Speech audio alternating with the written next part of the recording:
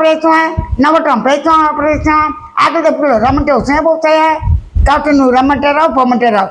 కానీ నువ్వు వద్దన్నా కూడా ఖచ్చితంగా శరీరం వచ్చిన తర్వాత శరీరానికి నువ్వు అనుకూలంగా ఉండాలి. నువ్వు అనుకూలంగా ఉన్నంత మాత్రం అయితే శరీరం నీకు అనుకూలంగా ఉండదు. నీ అనుకూల శరీరం పెరుగుతుందా? లావు పట్టే స్థానం తగ్గుతాయా? రంగు రుచి వాసనలు పోతాయా? నువ్వు అనుకున్న ప్రకారం నీ నాలుగు ఉంటుందా? నీ అనుకున్న ప్రకారం నీ ఆలోచనలు భావాలు అన్నీ ఉంటాయా? నువ్వు అనుకున్న ప్రకారం నిద్ర కళ మెరుపులు రావటం పోవటం జరుగుతుందా? నీ అనుకున్న ప్రకారంగా విషయం నడుస్తుందా? అసంభవం. అది అసంభవం తెలిసినా కూడా నాకు అక్కర్లేదు, నేను లేదు, ఈ విషయం వచ్చిపోతుంది, నేను వచ్చిపోతా, ఇది మిథ్య, ఇది కల్పితం, ఇది అనాత్మలు, ఇది అభాషలు, ఇవన్నీ అజ్ఞానాలు అని రకరకాలుగా సిద్ధాంతాలు తెలిసాయి. ఇవన్నీ కరెక్టే, నాకు అసలు ఇలాంటి జీవితం అక్కర్లేదు అన్న బలవంతంగానైనా సరే జన్మెత్తిన తర్వాత, ప్రధానంగా మానవ జన్మెత్తిన తర్వాత మానవ దేయంతో ఇష్టమన్నా లేకుండా రాజీపడి జీవిస్తున్నాం మన అందరం.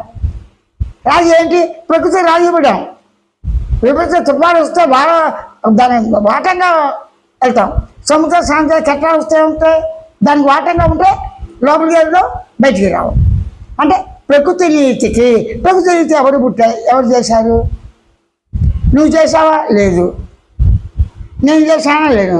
అలాగే దేహం నీతి, దేహం ఎదుగుతూ ఉంటుంది, ముసలితనం వస్తుంది, చింతలోనే ప్రాణం పోయేవాళ్ళు ఉన్నారు, ఎక్కువ కాలం బతికేవాళ్ళు ఉన్నారు. ఇవన్నీ సహజంగా జరిగిపోతున్నాయి.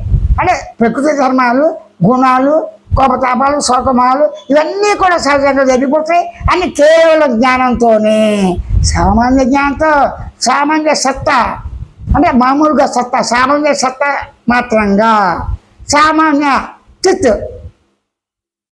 మాత్రంగా, సామాన్య ఆనందంతో, సహజానందం. సామాన్య అంటే సహజంగా ఉన్న ఆనందంతో, అది లక్షణం. చిత్, సత్, సన్మయ, చిన్మయ, ఆనందమయ, మౌనమయ, పరిపూర్ణమయ లక్షణాలతో లక్షణాలు గుర్తించి గమనించి కోరుకుంటూ